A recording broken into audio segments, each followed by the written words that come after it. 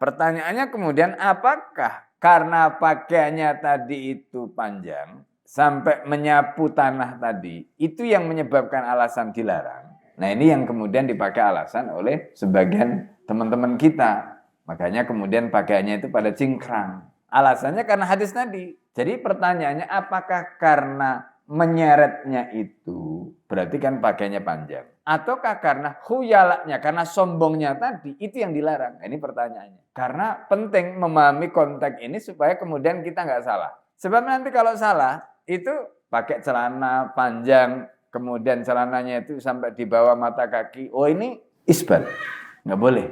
Akhirnya begitu jadinya. Atau misalnya pakai sarung, ya mungkin pakainya agak turun ke mata kaki. Oh ini isbal, nggak boleh. Akhirnya jadi begitu. Karena ada hadis tadi.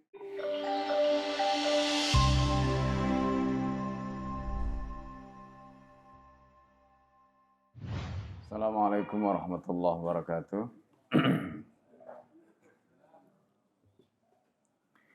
Bismillahirrahmanirrahim. Alhamdulillahi rabbil alamin wa bihi nasta'inu ala umurid dunya waddin wassalatu wassalamu ala asyrafil anbiya'i wal mursalin wa imamil muttaqin wa ala alihi wa ashabihi wa man da'a bi da'wati ila yaumiddin. Rabbi shrah li sadri wa yassir li amri wa hlul 'uqdatam min lisani yafqahu qawli. Allahumma inni a'udzubika an adilla wa dhalla azilla wa zalla au adlima au udlama au azala yajal alayya.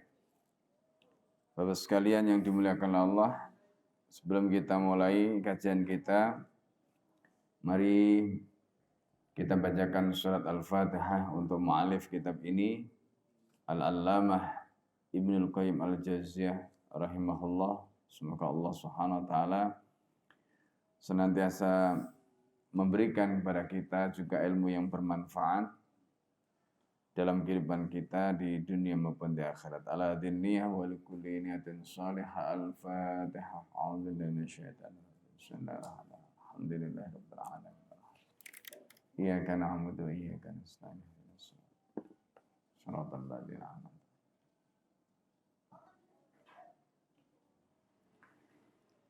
Kita masih membahas tentang pakaian Rasulullah SAW. Jadi pada hari ini kita akan melanjutkan tentang masih terkait dengan pakaian yang dikenakan oleh Rasulullah termasuk hal-hal yang tidak boleh. Bismillahirrahmanirrahim. Qala al-mu'allif rahimahullah nafa'ana bihi wa bi'ulumihi fid dharain amin. Faslun, pasal tentang washtara sarawila. Jadi Rasulullah itu pernah membeli celana.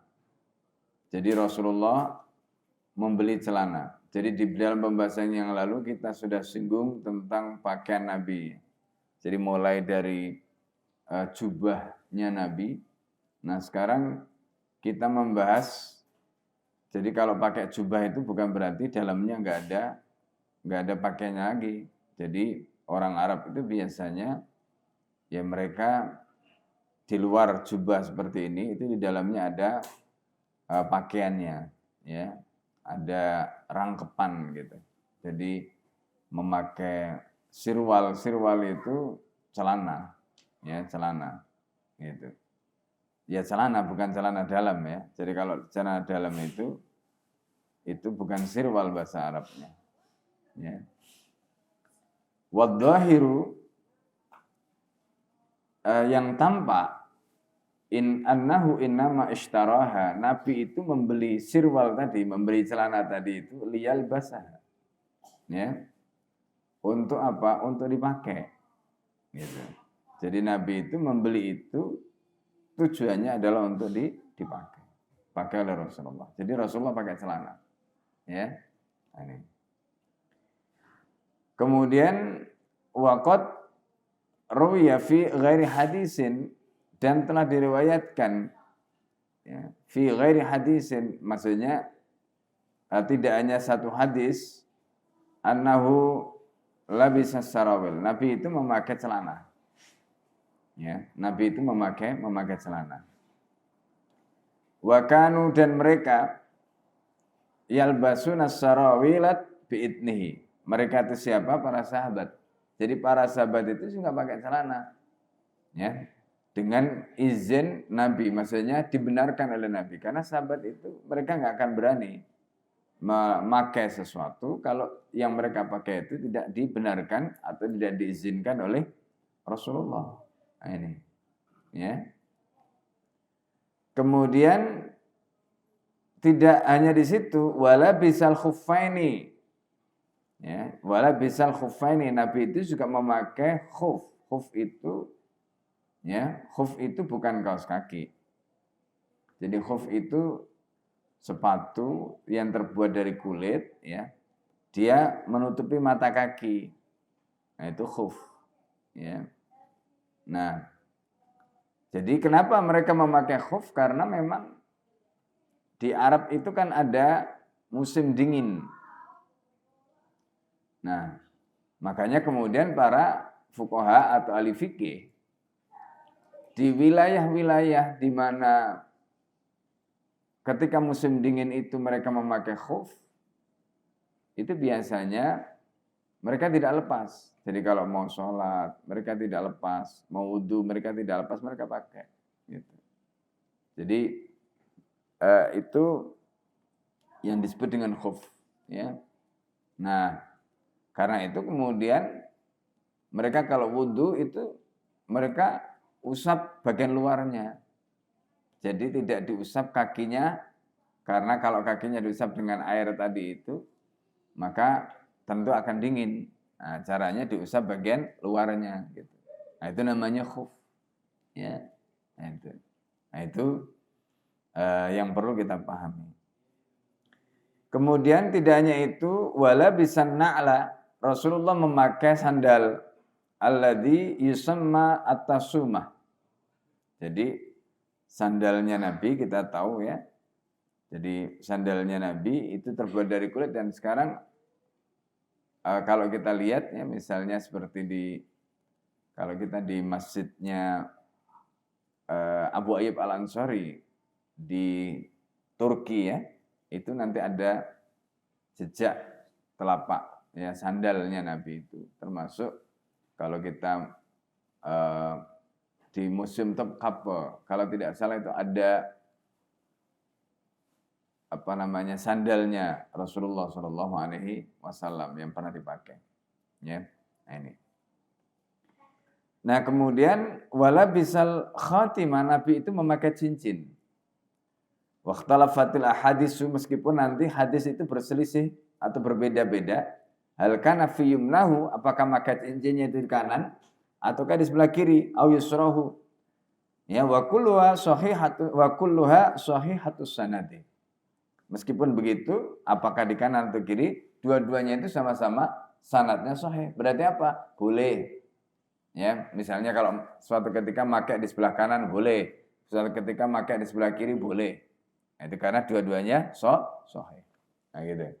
Tapi yang tidak boleh adalah memakai cincin emas, memakai perhiasan emas, gitu.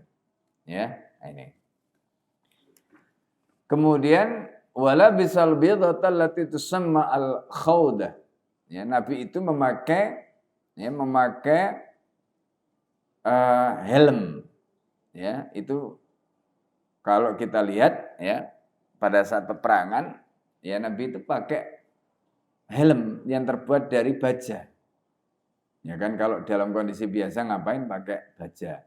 Ya kan, helm dari baja. Dalam pembahasan yang lalu kita sudah singgung. Nabi itu memakai kolansuah gini, ya kolansuah, kopiah, ya ini kolansuah.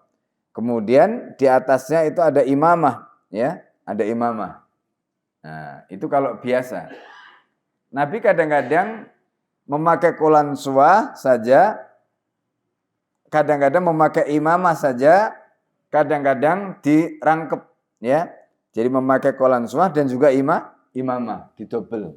Nah itu. Jadi ada 3 tadi sunahnya. Memakai kolansuah saja, memakai imamah saja, memakai kolansuah dan imamah. Itu 3. Ya. Nah, Nabi makanya kemudian ini contoh oleh sahabat. Jadi Nabi enggak membuka, jadi enggak pernah gundulan. Ya, nah, ini yang kemudian nanti dipakai alasan termasuk juga ahli hadis. Jadi ketika misalnya orang itu nggak pakai kopiah atau orang itu nggak pakai imamah, ya sebagaimana Nabi, itu sudah dianggap mencederai muru'ah. Muru'ah itu adalah kehormatannya. Gitu.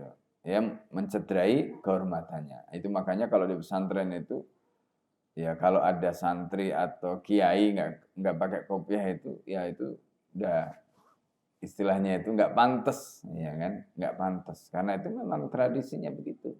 Jadi dari sananya, maksudnya ya nyontoh dari Rasulullah Shallallahu Alaihi Wasallam tadi. Nah, itu. Wala bisa der'a allati tusamma zardiyah. Jadi Nabi itu memakai ad-dara'. Dara' itu adalah pakaian besi, baju besi. Ya. Ya, baju besi. Ya. Yang kemudian baju besi itu punya nama namanya zardiyah. Jadi kalau tadi helmnya itu namanya khawdah, kalau baju besinya namanya zardiyah. Itu baju besi dan helmnya Rasulullah.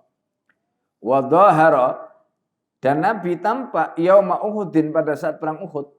Jadi pada saat perang Uhud, kan Nabi itu ceritanya kan begini ya. Jadi ketika itu musyawarah dengan para sahabat. Ya kan? Kita ini mau berperang di dalam kota Madinah atau di luar kota Madinah. Nah gitu ceritanya. Lalu kemudian sahabat-sahabat senior seperti Abu Bakar, Umar, dan sebagainya itu mengusulkan kepada Nabi agar berperang di dalam kota. Ya, maksudnya nggak perlu keluar dari Madinah. Gitu. Tetapi sahabat-sahabat junior, apalagi mereka yang belum pernah ikut di dalam perang Badar, saking semangatnya mengusulkan supaya perangnya di luar kota. Nah gitu. Maka kemudian karena suara yang junior ini jauh lebih banyak, suaranya suara mayoritas, ya kan? Kemudian berikutnya Rasulullah SAW itu memutuskan. Apa keputusannya Nabi? Karena kan sebenarnya sudah tahu kan konsekuensinya. Nanti kalau perang di dalam kota itu apa konsekuensinya? Kalau perang di luar kota itu apa konsekuensinya? Itu kan sesuatu yang sudah sama-sama diketahui. Jadi maksudnya ini bukan bicara soal strategi gitu. Tapi ini bicara tentang sesuatu yang sama-sama sudah diketahui konsekuensinya. Maka kemudian Rasulullah mempertimbangkan suara mayoritas. Ya, ini juga bukan demokrasi. Bukan. Tapi begitulah cara Rasulullah mengambil keputusan. Gitu. Karena nanti dalam kesempatan yang lain, seperti misalnya dalam perang Badar sebelumnya, itu suara mayoritas nggak didengarkan oleh Nabi. Yang dipakai oleh Nabi itu adalah suaranya seorang sahabat bernama Khubbab bin Mundir al-Jamuh. Gitu. Ketika menentukan strategi di mana posisi pasukan yang paling tepat menurut ahli strategi, memperhatikan medan Badar dan sebagainya itu. Pendapatnya Abu Bakar, pendapatnya Umar, pendapat sahabat-sahabatnya dikalahkan semua. Dan Rasulullah SAW kemudian mengambil pendapatnya Khubbab bin Mundir al-Jamuh. Nah ini. Nah itu ketika Rasulullah mengambil keputusan terkait dengan masalah strategi. Karena dianggap Khubbab bin Mundir al-Jamuh ini adalah orang yang menguasai medan. Karena beliau menguasai medan, sehingga pendapatnya itu dianggap sebagai pendapat ahli, pakar gitu. Ya kan? Nah, makanya kalau jadi pakar itu jangan nurut yang bukan pakar. Nanti hilang pakarnya itu. Ya kan? Nah, ini kan repot sekarang ini. Jadi pakar akhirnya tidak berbicara sesuai dengan keilmuannya, akhirnya nurut yang tidak pakar gitu. Disuruh ngomong apa ngomong, nah itu masalah. Akhirnya hilang kepakarannya tadi. Ya kan? Nah itu yang sekarang Pak terjadi. Ya kan? Jadi kalau yang memimpin pinter ya pakarnya menggunakan ilmunya. Yang memimpin nggak pinter ya ilmunya pakar jadi nggak dipakai kan. Karena apa ngikuti yang mimpin ya gitu kan. Itu masalah. Makanya ini penting. Nah, pada zaman perang Badar itu Rasulullah mengikuti kepakaran siapa? Khubbab bin Munzir al-Jamu. Maka pendapatnya Khubbab itu meskipun sendirian, itu dipakai. Pendapatnya Abu Bakar, Umar semua ditolak oleh Nabi. Ya, padahal itu Rasulullah sebelumnya sudah mengambil keputusan diralat. Gitu, sampai begitu. Nah, tapi dalam kasus perang Uhud tidak. Rasulullah tidak mengambil pendapat orang tertentu, tapi suara mayoritas. Kenapa? Karena ini bukan bicara soal strategi. Gitu. Nah, ini yang perlu dipahami. Nah, karena itu sahabat-sahabat junior tadi jadi nggak enak, gitu loh. Ceritanya itu jadi nggak enak. Karena Rasulullah SAW ternyata ngikuti pendapat mereka. Nggak enak sama yang senior. Nah, Nabi itu sudah memakai baju besi, gitu kan? Nah, di situ disebutkan wa dhahara ya ma'ukhudin baina ya dar'aini. Nabi itu sudah, jadi Nabi itu pada saat perang Uhud itu tampak memakai baju besi. Memang begitu. Jadi ketika sebelum berangkat itu dia pakai. Terus tadi sahabat-sahabat yang junior tadi itu pengen membatalkan, ditolak oleh Nabi. Kata Rasulullah, tidak layak bagi seorang Nabi ketika sudah memakai baju besi, dilepas kembali. Nah, gitu kan? Sampai Allah memberikan kemenangan. Maksudnya apa? Rasulullah nggak akan membatalkan keputusan itu karena sudah diambil. Dan keputusan itu adalah keputusan mayoritas.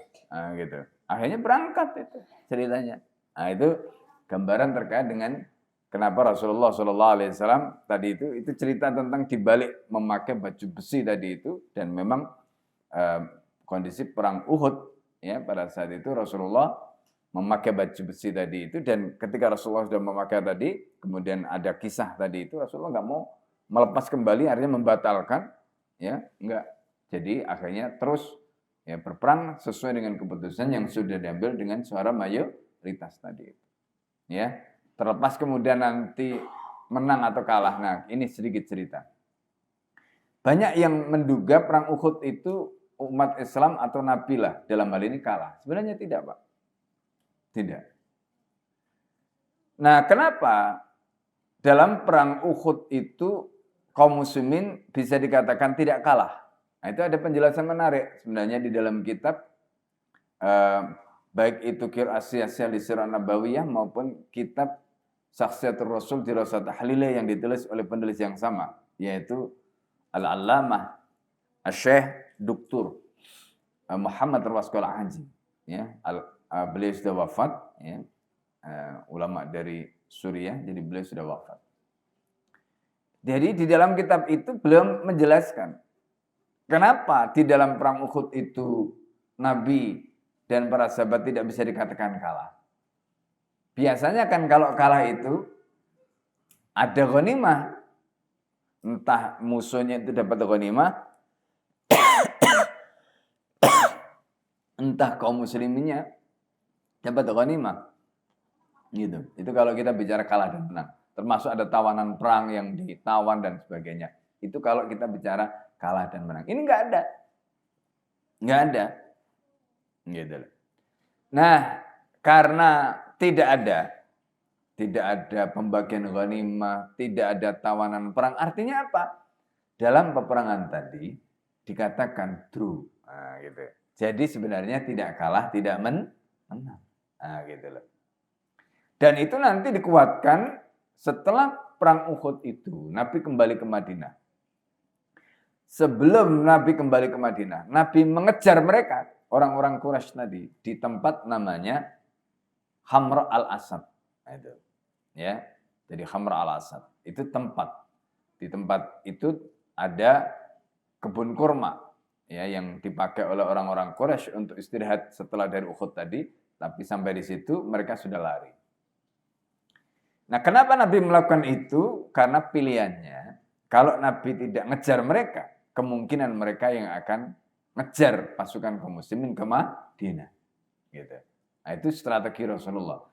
Yang kedua, Nabi juga ingin kembali ke Madinah dalam keadaan kepala tegak. Tidak dalam keadaan seolah-olah kalah begitu.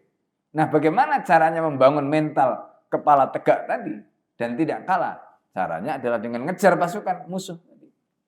Ketika pasukan itu dipastikan tidak ada di Hamra al-Asad tadi, maka Nabi kembali ke Madinah dalam keadaan tenang, dalam keadaan tidak khawatir, dalam keadaan kepala tegak karena faktanya musuh itu berhasil dalam tanda petik mereka kejar dan mereka tidak mengejar Nabi dan para sahabat ke Madinah. Nah, ini bukti bahwa mereka menang. Nah, gitu.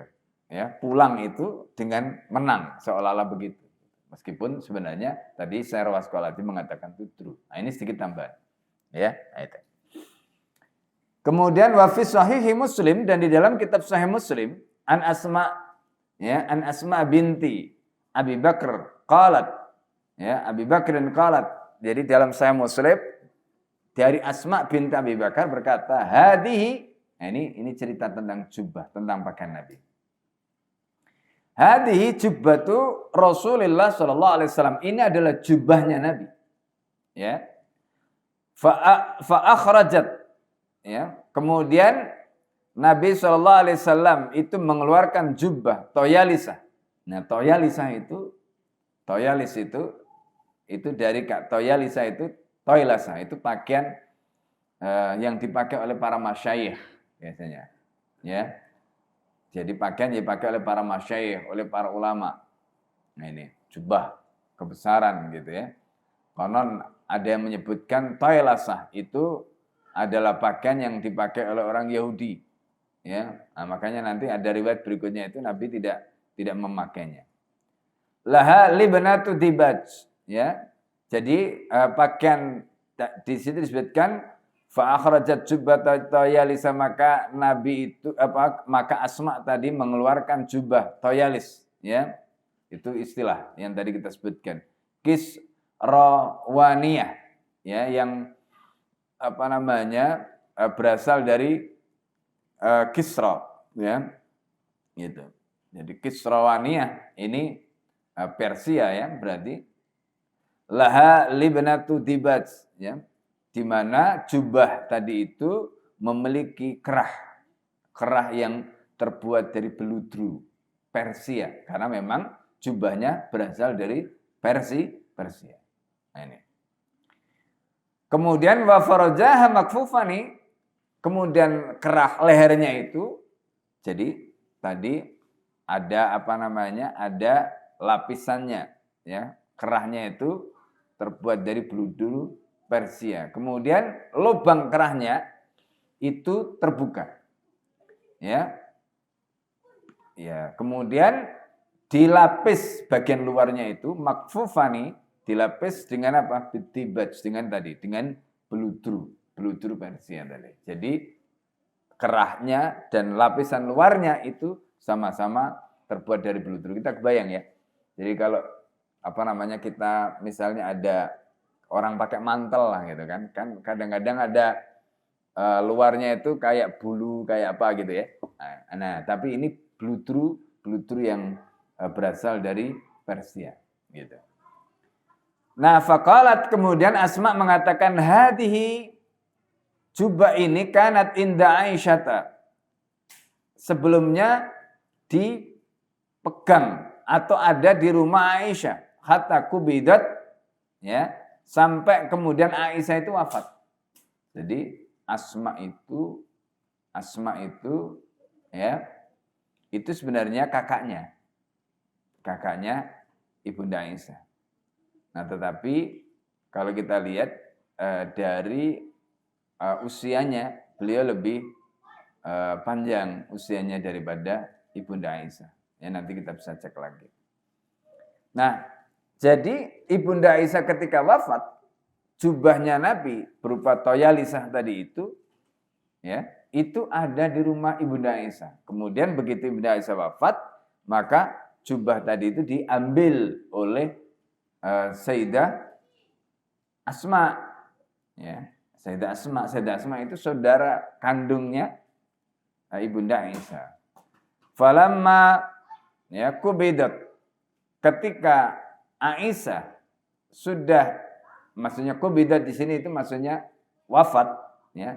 Kubidat itu dicabut rohnya, kobat tuha, ya, atau bisa juga dikatakan, jadi ketika Ibunda Aisyah itu menyimpannya, maka setelah itu aku pun menyimpannya.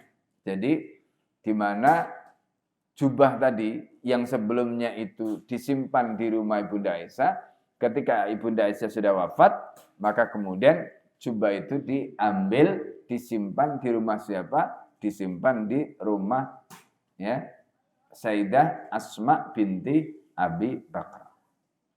Wa kana an-Nabi sallallahu alaihi wasallam yalbasuha, Nabi itu pernah memakainya. Jadi Nabi pernah memakai. Nah, itu yang tadi disebut toyalisah tadi. Fanahnu naghsiluha, kemudian Asma mengatakan fanahnu naghsiluha, kami biasanya mencucinya lil marda, untuk orang yang sakit, yustashfa biha. Coba bayangkan. Ya, di mana orang-orang yang sakit itu akan berharap kesembuhan dengan baju tadi itu. Gimana? Ya, jadi bajunya itu dicuci, ya kan? Kemudian kalau kita bicara soal tabarruk ya, mencari barokah, itu bisa jadi airnya tadi itu diminum, Pak. Gitu.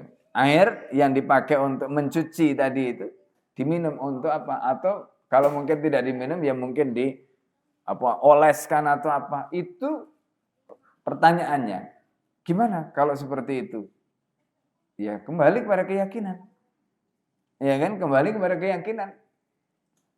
Karena faktanya Rasulullah Sallallahu Alaihi Wasallam ya. Nah ini nanti di dalam pembahasan, misalnya kalau kita bicara soal tabarruk bi asari an-nabi, ya, itu ada satu kitab yang membahas tentang bagaimana sahabat itu berharap mendapatkan keberkahan dari bekas-bekas Rasulullah.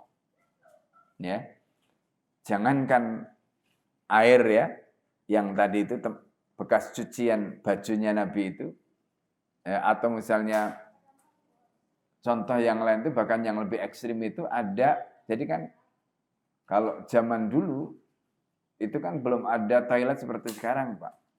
Rumahnya Nabi itu cuma kotak. Jadi kalau Nabi itu malam buang air itu diwadahi, nanti pagi dibuang. Gitu. Itu ada pembantunya Nabi itu yang tugasnya membuang itu diminum, Pak. Coba, ya kan? Untuk apa? Ya macam-macam, kesembuhan macam-macam. Itu keyakinan. Bahkan ada bekas darahnya Nabi itu bekam. Darahnya Nabi itu diwadahi. Terus Rasulullah itu minta ya kepada Abdullah bin Zubair atau Zubair ya, antara dua nama itu, untuk membuang. Itu enggak dibuang, Pak, darahnya itu. Darah yang tadi darahnya Nabi itu diminum, coba. Karena pesannya Nabi itu kamu buang ke tempat yang tidak diketahui orang. Diminum sama dia. Nabi tahu ketika kembali kan ditanya, kamu buang kemana? Ke tempat yang tidak diketahui orang, diminum. Coba. Ya kan? Jadi kalau kita melihat fenomena seperti itu, ya itulah sahabat. Ya kan? Itulah sahabat Rasulullah Shallallahu Alaihi Wasallam. Gitu. Ya, ini. Jadi gambarannya seperti itu. Ya, itu soal keyakinan. Gitu. Tapi ya yang begini-begini itu khusus, Pak. Ya kan, khusus. Gitu. Jadi misalnya kalau darah itu kan, ya darah itu kan najis. Dan darah itu kan tidak boleh untuk diminum gitu. Tapi dalam konteks ini kalau Nabi membiarkan, Nabi mendiamkan, ya itu berarti mengecualikan dalil umum. Nah, itu nanti khusus. Itu kasus-kasus seperti itu khusus. Sama seperti kencing. Kencing kan najis. Terus gimana kalau kencing tadi diminum? Nah, itu berarti nanti masuk dalam kategori khawas, kekhususan. Itu yang tidak bisa digeneralisir. Kalau begitu boleh dong. Misalnya ada santri nanti minum kencingnya kiai misalnya, Ya seperti apa namanya sahabat tadi yang minum kencingnya Nabi, enggak boleh, itu enggak boleh dikiaskan. Ya, itu enggak boleh dikiaskan. Nah, gitu. Ya, ini untuk menjadi catatan. Wa kana lahu burdani, ya Nabi itu punya 2 burdah. Ya. Akhdarani, jadi burdah kemarin kita sudah bilang itu selimut, warnanya hijau. Ya, wa kisa aswad. Nabi juga punya pakaian berwarna hitam. Wa kisa ahmar mulabbat. Nabi juga punya pakaian warna merah mulabbat. Mulabbat itu yang ditambal. Wa kisa min syair, ya min syar. Dan pakaian yang terbuat dari bulu. Itu Rasulullah. Ya, maksudnya ada bulunya kan. Kalau musim dingin itu butuh pakaian yang hangat. Nah, jadi makanya tadi kita sebutkan kalau mereka itu biasanya ada pakai celana, pakai kayak misalnya kita sekarang ada kaos ya dalam gitu. Kemudian setelah itu baru pakai pakaian luar, nanti belum lagi di luarnya ditambah lagi. Ya kan? Ditambah lagi. Nah, itu. Kemudian wa kana qamisuhu min qatn. Gamisnya Nabi itu terbuat dari katun. Terbuat dari katun. Ya katun itu biasanya ya benang yang terbuat dari kapas kan. Gitu. Wa kana qasirat tuli. Dan pakaian Nabi, gamisnya Nabi tadi itu pendek. Qasiral kummaini. Ya, kemudian 2 lengannya itu juga begitu, juga pendek. Wa amma hadil akmamu alwasi'atu at-tiwal. Adapun ya. Kemudian apa namanya? Lengan yang luas, yang panjang, allati yakal akhraji, ya, seperti misalnya ada rumbai-rumbainya macam-macam tadi itu, falam yalbasha. Huwa, Nabi tidak pernah memakai. Ya, wala ahadun min ashabihi. Begitu juga salah seorang di antara sahabatnya enggak ada yang memakai begitu. Wa ya mukhalafatun li sunnati, karena itu dianggap menyalahi sunnah Rasulullah. Wa fi jawaziha, ya, nadhar. Dan di dalam hukum kebolehannya itu ada nadhar. Artinya harus diteliti, harus dilihat, harus dikaji. Itu. Fa innaha min jinsil khuyala, karena itu bagian dari khuyala. Jadi begini. Di dalam hadis Rasul itu ada larangan. Kata Rasulullah sallallahu alaihi wasallam, "Man jarra saubahu khuyala'a."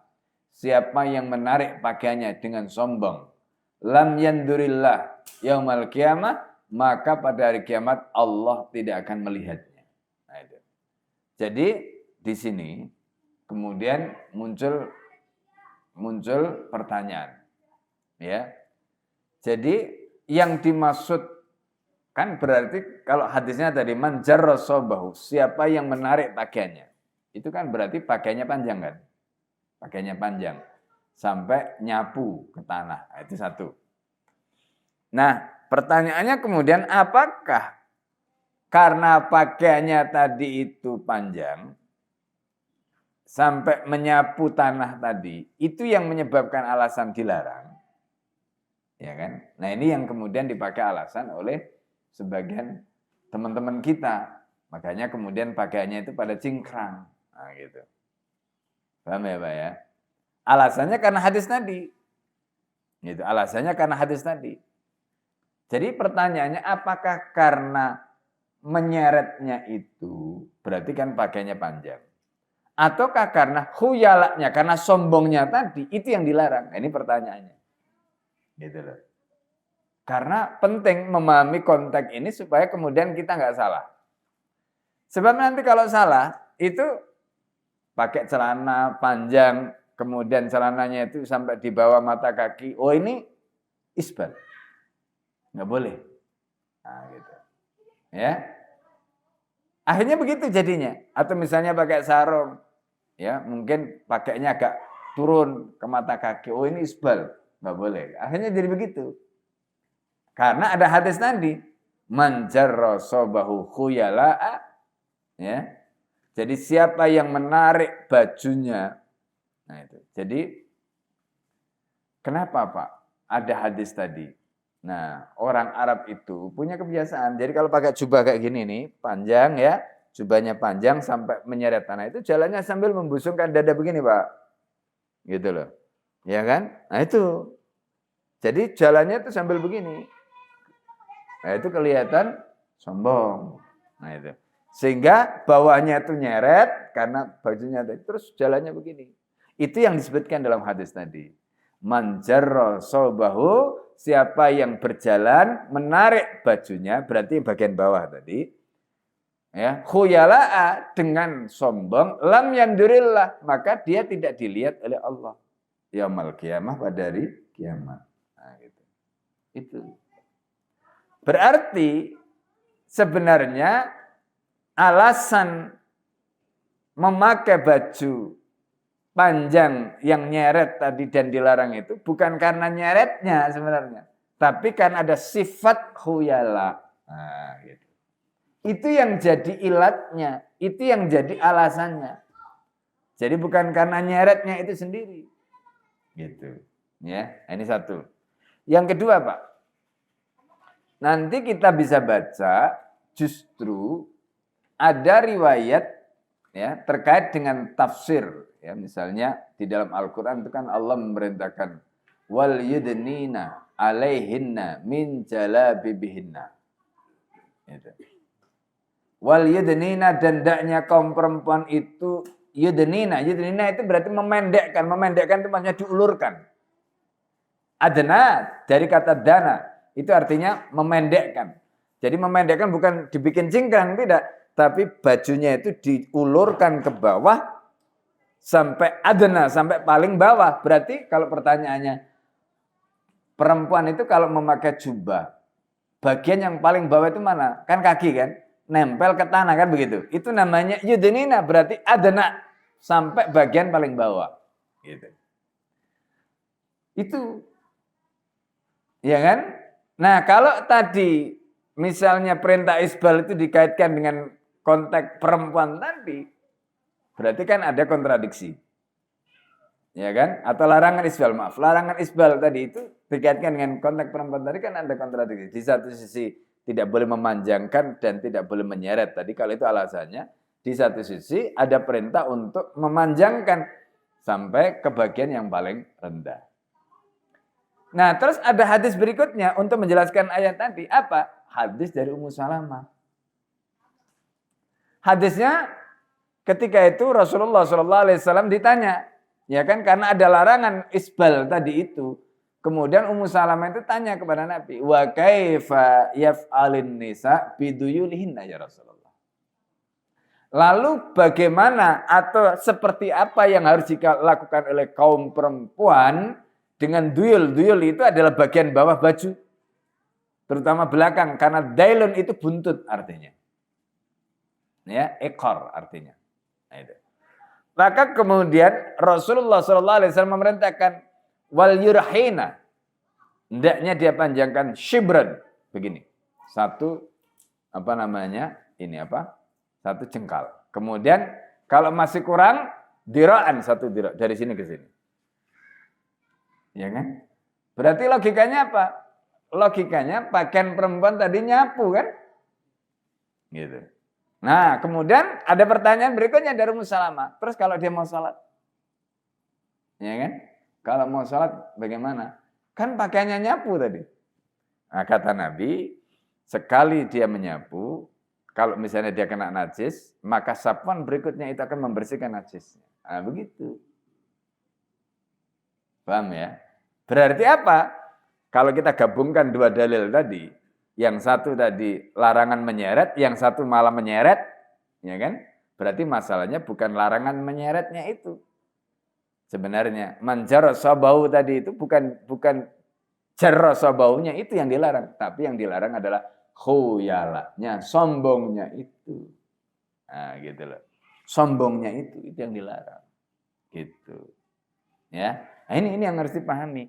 Oleh karena itu, nah ini ketika Abu Bakar, ya kan, ketika Nabi mengatakan man jarasabahu khuyala tadi itu, lalu kemudian Abu Bakar itu kan bajunya panjang. Kemudian Rasulullah mengatakan, lasta bimusbilin, kalau kamu tidak termasuk orang yang musbil, melakukan isbal. Nah, gitu. Ya. Jadi kamu tidak termasuk melakukan isbal. Nah, kenapa? Karena yang dimaksud dalam konteks isbal tadi itu larangannya terkait dengan khuyala. Nah, ini yang harus dipahami. Nah, maka dari situ nanti di dalam kitab fikih sunnah, penjelasan Said Sabiq terkait dengan Ummu Salamah tadi itu nanti ada penjelasan. Apa penjelasannya? Nah, ini kaitannya dengan perempuan. Jadi kalau misalnya mau sholat kan bajunya tadi itu misalnya sampai ke tanah. Gimana caranya? Diangkat kata Said Sabiq itu, diangkat dilihat ada enggak yang basah. Kalau ada yang basah atau ada yang kelihatan bekas tai misalnya, dibersihkan dulu. Nah, itu caranya. Ya, supaya kita tidak ragu, kita tidak was-was, jangan-jangan nanti kena najis dan seterusnya. Nah, begitu. Ya, ini sedikit tambahan dari sisi fikihnya. Ini supaya kita paham ya. Kemudian wakana habbas siyabi ilai al-qamisu wal hibaratu, dan baju yang paling disukai Nabi itu adalah baju gamis wal hibarah, dan baju yang ada warna-warninya. Jadi artinya Nabi itu suka juga jadi baju. Jadi kalau zaman dulu mungkin tidak ada batik ya. Jadi sebenarnya kalau kita terjemahkan khibarah tadi itu banyak warnanya ya kayak model batik, tapi batiknya nggak ada gambar. Gitu. Batiknya nggak ada gambar sebab nanti yang ada gambarnya itu ada riwayat yang lain. Gitu. Riwayat yang lain. Ya, Nabi itu pernah merobek tirai yang di dalam tirai tadi itu ada gambarnya. Itu dirobek oleh Nabi karena mengganggu. Gitu. Makanya di masjid itu nggak boleh ditempeli gambar-gambar. Ya, karena bisa mengganggu. Nah, itu termasuk makan mu'addam.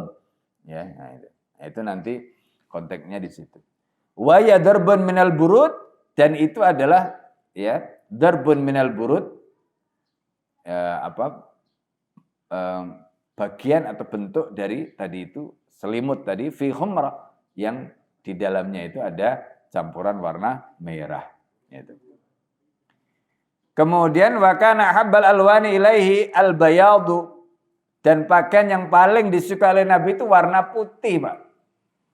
Ya, warna putih. Wa qala, Nabi bersabda, hiya min khairi siyabikum, karena warna putih itu adalah khairi siyabikum, pakaianmu yang paling baik. Fa'al basuha, maka kamu kenakan.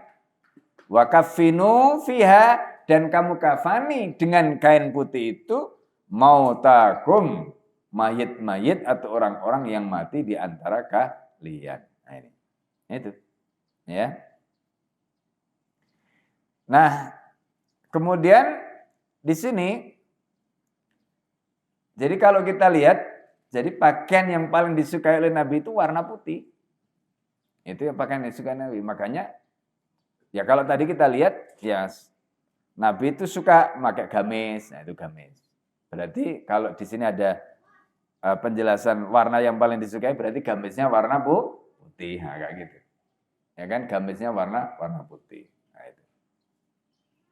Ana Aisyata wa fi sahihi, di dalam kitab sahih, Ana Aisyata dari Ibunda Aisyah anna, bahwa Ibunda Aisyah itu akhrajat telah mengeluarkan kisaan mulabbadan, pakaian yang ditambal tadi, wa izaran ghalidan, dan sarung atau pakaian bawah yang ghalidan, yang kasar. Faqalat, kemudian Ibunda Aisyah mengatakan, qubidha ruhu Rasulullah sallallahu alaihi wasallam, ruhnya Nabi telah dicabut, ya, fi hadaini, ketika itu Nabi memakai dua pakaian ini, gitu. Jadi Nabi ruhnya dicabut ketika itu memakai dua pakaian ini. Nah, ini Rasulullah Sallallahu Alaihi Wasallam, ya, Rasulullah Sallallahu Alaihi Wasallam. Nah, itu disebutkan di dalam kitab, ya, disebutkan di dalam riwayat Bukhari, di dalam fil libas, ya. Nah, di situ ada bab, ya, al-aqyisah wal khamais. Nah, itu. Jadi kemudian di dalam jihad bab, ya, ma'dzukira min dar'in nabi wa asahu wa sayfuhu wa asahu wa sayfihi, ya. Di dalam bab jihad, ya, terkait dengan baju besi, tongkat dan pedang Rasulullah. Nah, kemudian di dalam riwayat Imam Muslim disebutkan fil libas babut tawadhu fil libas, mengenai ketawaduan Rasulullah dalam berpakaian. Kemudian di dalam Tirmidzi, ya Sunan At-Tirmidzi, di dalam fil libas bab ma jaa fi lubsis sufi. Jadi bab tentang Rasulullah memakai baju suf, ya wal. Kemudian Abu Dawud fil libas bab libasul ghalid, ya bab tentang pakaian yang kasar. Bajunya Rasulullah, ya baju yang kasar. Kemudian Ibnu Majah, ya fil libas bab libasi Rasulillah, ya bajunya Rasulullah atau pakaian Rasulullah. Kemudian di dalam Musnad Ahmad, ya di situ disebutkan, nah kulluhum min hadis Abi, ya Burdah an Aisyah radhiallahu anha. Jadi semuanya itu hadis dari Abi Burdah, ya hadis Abi Burdah dari Ibunda Aisyah radhiallahu anha. Nah ini. Jadi itu gambaran tentang pakaian Rasulullah Shallallahu Alaihi Wasallam. Nah ini, nah itu.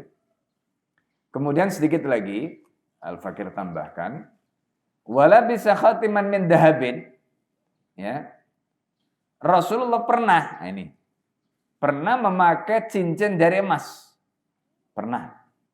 Summa rama bihi, kemudian Nabi lempar, Nabi buang, ya atau ya bisa juga Nabi lepas gitu. Roma bi itu ya yang paling ringan maknanya dilepas, meskipun Roma itu juga bisa berarti melempar.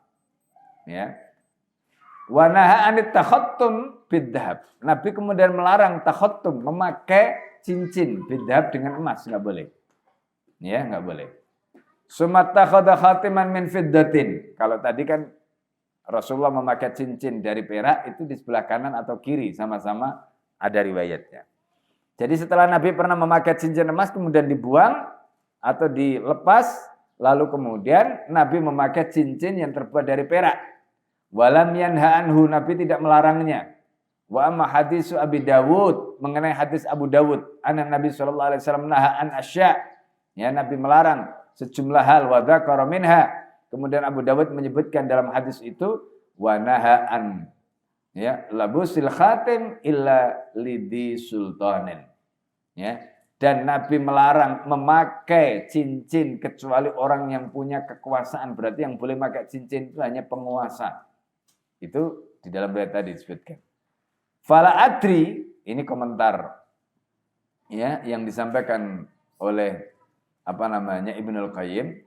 Fala adri ma halul hadisi wala wajhuhu. Nah ini, saya tidak tahu bagaimana status hadis ini, ya, dan seterusnya.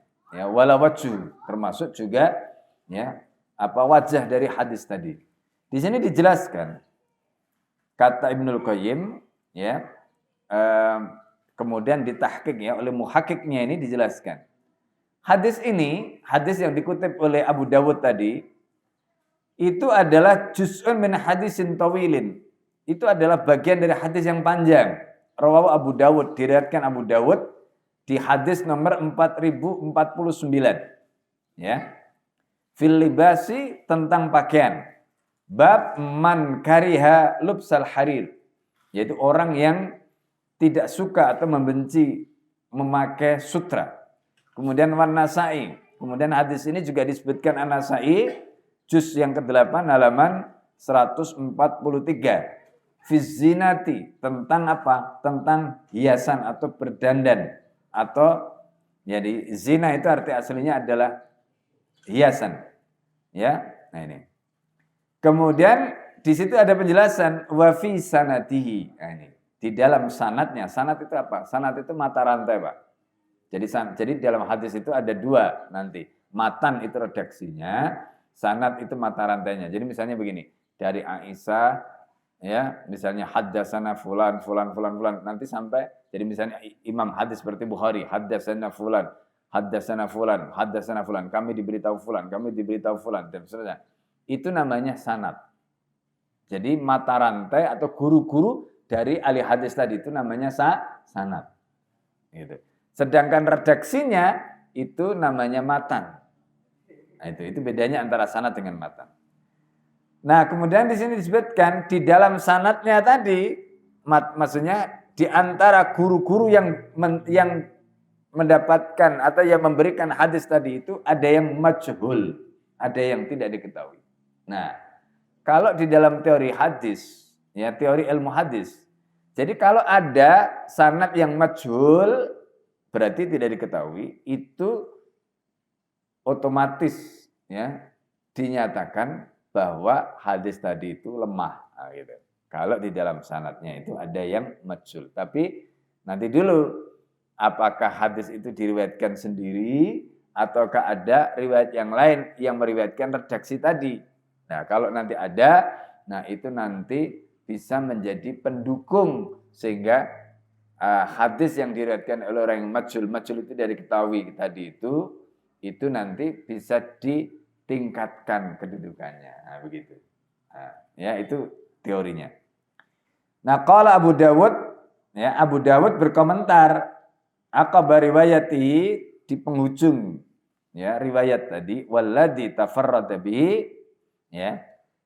Dan yang diriwayatkan dengan sendiri. Jadi karena hadis itu ada yang diriwayatkan sendirian, Pak. Berarti tidak ada perawi lain yang meriwayatkan. Itu namanya tafarrada bi min hadzal hadis dzikru al-khatimi. Disebutkan kata tadi itu tentang adanya khatim tadi ya, cincin di mana cincin tadi itu dilarang untuk dipakai kecuali oleh orang yang mempunyai kekuasaan tadi. Kata Abu Dawud, hadis ini diriwayatkan sendirian.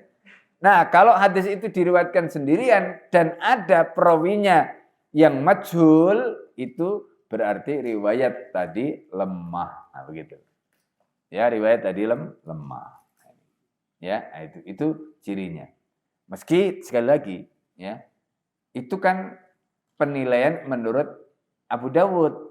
Itu tafarrada tadi itu menurut Abu Dawud. Nah, ya itu namanya ilmu. Belum tentu nanti setelah diteliti itu betul-betul tafarrada. Nah, mungkin ada penelitian baru setelah diteliti ternyata ketemu. Gitu kan, ketemu. Oh, ada perawi lain yang meriwayatkan. Nah, bisa jadi begitu. Namanya ilmu. Kan ilmu manusia itu tidak ada yang sempurna, Pak. Ya kan? Nah, disinilah maka pentingnya kita itu ketika membaca riwayat seperti ini kan kita cerita sirah. Ya, sirah itu bagian dari hadis. Ya kan? Bagian dari hadis. Nah, karena itu kalau kita membaca sirah atau hadis, kalau ada catatan-catatan seperti itu, kita juga mesti hati-hati. Maksudnya tidak langsung segera memvonis. Nah, gitu ya. Tidak langsung segera memvonis, tapi kita harus melakukan penelitian ya, siapa tahu ada riwayat yang lain. Itu sikap yang hati-hati. Ya, sikap yang hati-hati. Baik, sampai di sini ya. Itu yang bisa Al-Fakir sampaikan ya. Semoga bermanfaat. Silakan sebelum kita tutup ya. Silakan, Pak.